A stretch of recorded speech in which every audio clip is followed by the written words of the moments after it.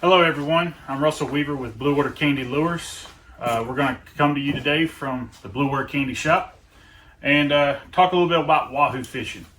Kind of my thought process is we'll talk about pulling ballyhoo, where in your spread you'll pull your smaller baits versus your larger baits.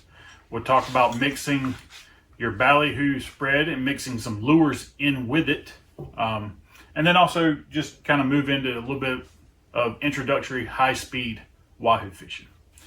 So typically when people are going wahoo fishing, biggest thing they're thinking about is pulling ballyhoo. That's the typical way of fishing for them. And most of your ballyhoo rigs are going to be very similar. Most of them are going to be on wire instead of mono because of the teeth that the wahoo have. Our wire rigs here at Blue Water Candy are all rigged on AFW number 9 wire standard. Typically the most popular is an 8/0 hook. You're going to a little bit bigger hook because typically you're going to be using medium and large ballyhoo. And our most popular is pairing it with a 1-ounce Herod Mylar skirt. Now one thing I will tell you, you can change your skirts, different sizes, different colors. Most people think about wahoo fishing pulling dark colors, which is a true statement. Purple, black, red, black. But you can catch a lot of wahoo on lighter colors, blue, white, pink, white. So don't get stuck in just pulling dark colors. Definitely put some lighter colors in your spread. Your typical rig like this is going to be pulled kind of from your short rigger, long rigger position. It's going to run just under the water or skip across the water some, but you're going to keep it away from your boat. When you're putting out any spread, keep in mind that your boat casts a shadow and it looks like a school of bait fish when looking up. So your boat's your biggest teaser. And you're trying to mimic individual bait fish that have broken off from the school or injured bait fish. Okay. On these rigs, one thing I personally do is, if you'll notice when this skirt gets pulled back through the water, the hair's a little long on it. It's a big skirt.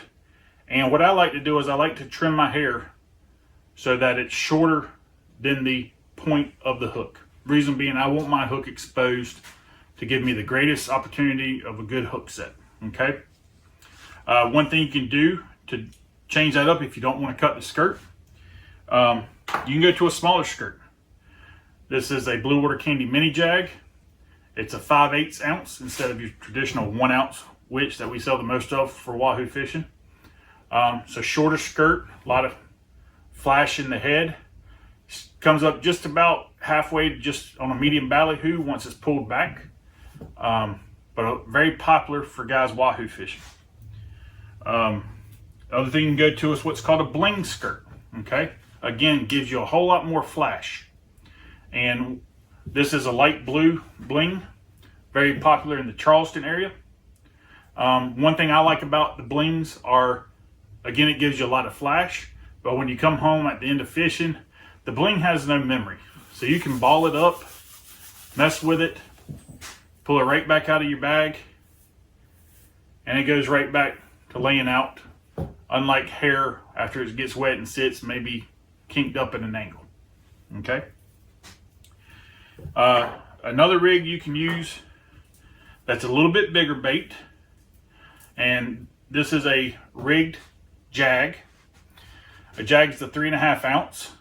When we go to a 3.5 ounce, we switch over to cable instead of single strand wire, just because we found out after testing that the jag sometimes on a rough condition will want to kink that single strand wire. So we switch over to cable.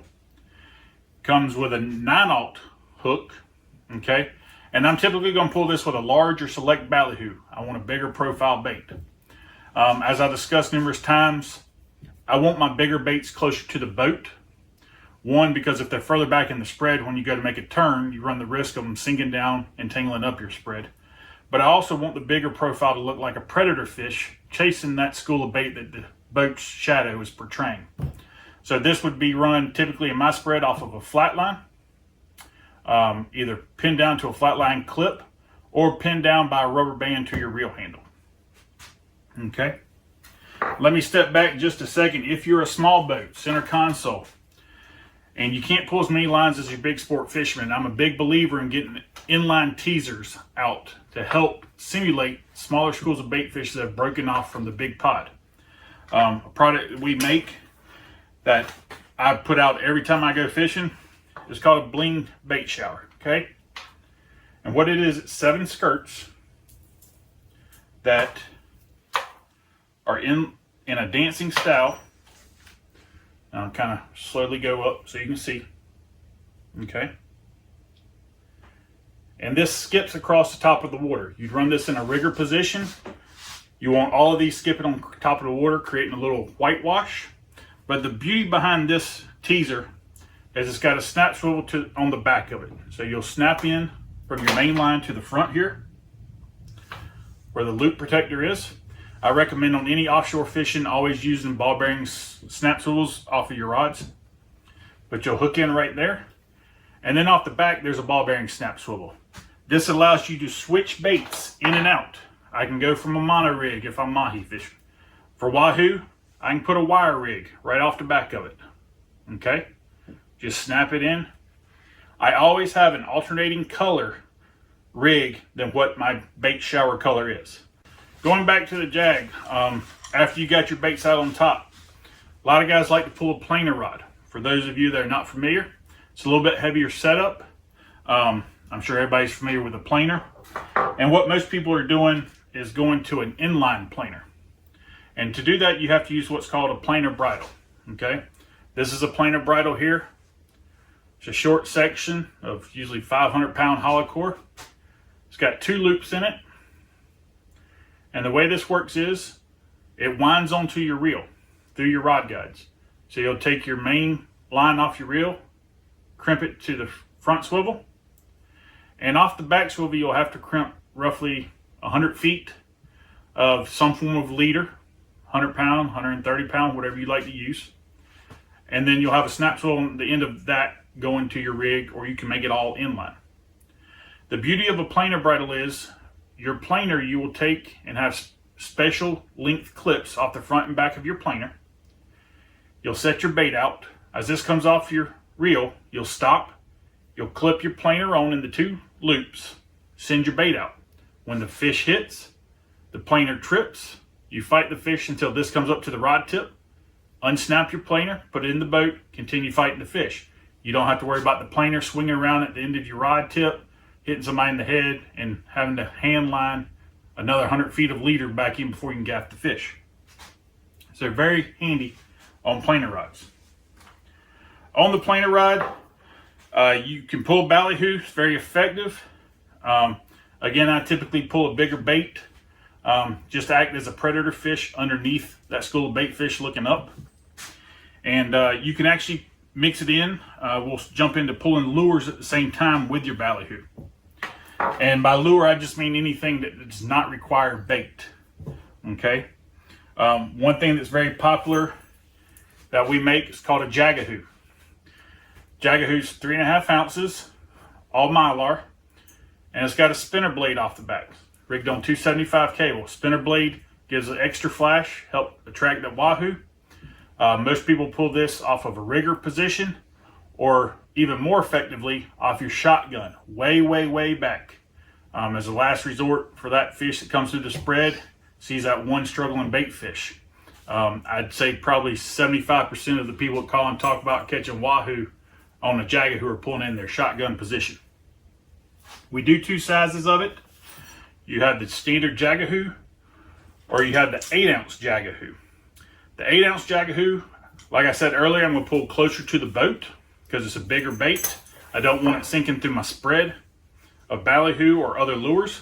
Again, it's got a little bit bigger blade on it. And it's going to be pinned down in my flat line position, either by rubber band to the reel handle or to a cleat or to a flat line clip. You can also pull this off your planer rod. Very effective. One thing I like about pulling lures off a planer rod is I don't have to check it constantly to see if I got short strike on ballyhoo. I have to check it less often. You pretty much know when you get hit. We do offer this in what's called a jagahoo 8-ounce chain. And the chain has 4 inline squid in front of it, again, just to simulate another school of bait fish in front of the lure. Probably the biggest lure that we offer that I pull mixed in with my ballyhoo spread is called a Wahoo bomb. Wahoo bomb is a very big lure, 16 ounces total weight. It's got a double 10-aught hook set in it, 900-pound hook set, and it's rigged on 480-pound cable.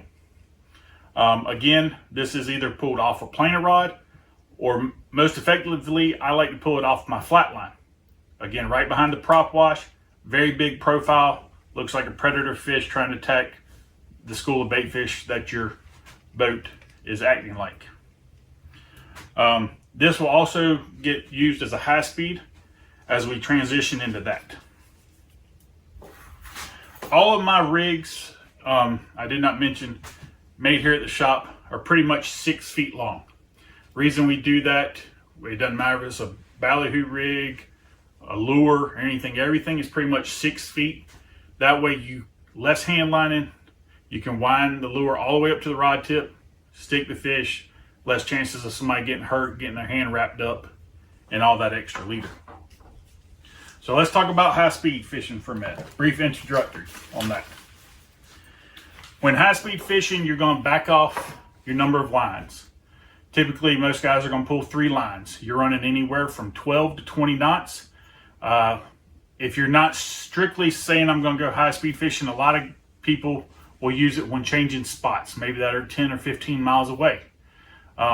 Gets you fishing longer, and it's not that far. I mean, you're talking about being there within 45 minutes, and you might come across a school of fish in between your spots that if you were just running, you would have ran over. But typically you're going to pull bigger baits and you're going to pull heavier equipment, just because you're using heavier drag for that initial strike and to fight the fish. And one thing we talk about is the option of using a trolling weight. Trolling weights are used to help keep the bait in the water or change the depth at which the bait's running. Cigar style shape, cylindrical, no drag. I'll show you how they go in line and how you can use them also with a planer bridle, even though it's a trolling weight should you want to. So on the small side of a high-speed lure, you can use that same 8-ounce Wahoo that we were using in your ballyhoo spread. This most likely will require a trolling weight, even though you're going to run them real far back. Most of your spread may start at 100 yards closest to the boat, 75 yards, and then go further back. You're not typically running anything real close to your boat because at that speed there's a lot of whitewash and it's going to be hard to keep it in the water. But an 8-ounce Wahoo, very good bait. That extra flash, probably paired with a trolling weight. Okay, and I'll show you how to use a trolling weight now. So a trolling weight is an inline device, just like a planer, help a bait stay down. You'll snap coming off your rod tip to the front of the trolling weight. Okay, off the back of the trolling weights we make here, 250-pound ball bearing swivel, AFW, and you'll connect some form of a shock leader. Shock leaders are typically 30 feet, made out of 200, 300-pound mono. Okay, so you'll go from trolling weight to shock leader. Shock leader also has a 250-pound AFW ball bearing swivel off the back of it, which you would attach to your lure. Okay, you'll drop this back. If you wanted to use a planer bridle instead of having this inline, so you can take it on and off and keep on fighting the fish. Otherwise, you have to set this down in a rod holder and hand line that 30 feet of shock leader. It's the same premise that we talked about with the planer bridle and using a planer. You just have to make clips that come off of your trolling weight to snap into the planer bridle. Another lure that we offer is called the Houdini. Houdini is a 14-ounce jet head. Comes in a squid or all mylar version. The all mylar version has an 8-aught tandem hook set. The squid has a 10-aught tandem hook set. All the hook sets are rigged at 900-pound cable. All the lead cable is 480-pound. The Houdini is a jetted head, and it jets out underneath the skirt to help blow that skirt out and give it a bigger profile. Can be used with or without a trolling weight, your preference, depending on where it's at in your spread. Next would be the His-Az, which is a new lure. The His-Az is the same Houdini head. It's just a shorter Mylar skirt. It would get rigged with a single 10-aught skirt, still 480-pound lead cable. It's personal preference. We've noticed throughout where you're fishing in the Gulf or down in Florida, some places like a bigger profile bait, some places like a shorter bait that's flashy. Again, it's personal preference. Try them both, see what works for you, just so you have confidence in it. And then a new item, another new item's come out. It's called the Wahoo Knocker. The Wahoo Knocker comes in two sizes. There's a 24 ounce, and then you have the Wahoo Knocker Junior, which is 14 ounces. Each model is available with the squid skirt with the 10-aught double hook set, or in a Mylar skirt with the single 10-aught hook set. And the difference in the Wahoo Knocker, it's a little bit different than anything out on the market at the moment. It's got jet heads on top, so it helps with the smoke trail. But instead of any kind of internal rattle, it has rings that rotate and bang on the shaft. So when it's rough going back and forth side to side, it's going to make a lot of noise. It's got jets that come out underneath the rings to help blow it out. The prototypes, one thing we were told, guys fishing the prototypes that they liked, is even this 14 ounce. At 50 feet behind the boat, at 12.5 knots, and typically you're not going to run a bait that close, but at 50 feet behind the boat, 12.5 knots, the bait never jumped out of the water. The water went through it real good. It stayed down in the water. And when cranking it in, it had very little drag, which the captain said they liked. So this one, again, with or without a trolling weight, obviously the further you put them back, the better. To help stay down, if you want it to be a little bit further, as with any lure or bait you put at, the further back it is, regardless of your speed, it's going to drop down a little bit further. And last but not least, going back to the Huda Bomb, again, can be used as a high-speed lure. With the hair and everything, I recommend using a trolling weight. Again, it's 16 ounces, but trolling weight's your preference. Trolling weights, most people are using anywhere from 16 ounces up to 96 ounces. Again, it's just whatever you feel comfortable using, and it may vary based off the sea conditions and what other lures you're pulling in the spread. So that's a quick introductory of some different ways to wahoo fish. If there's anything you have questions about, don't hesitate to give us a call. I'm always at the desk with a phone right next to me. So give us a call. We'll answer any questions we can to help you out. Number's 910-270-3718. Thank you.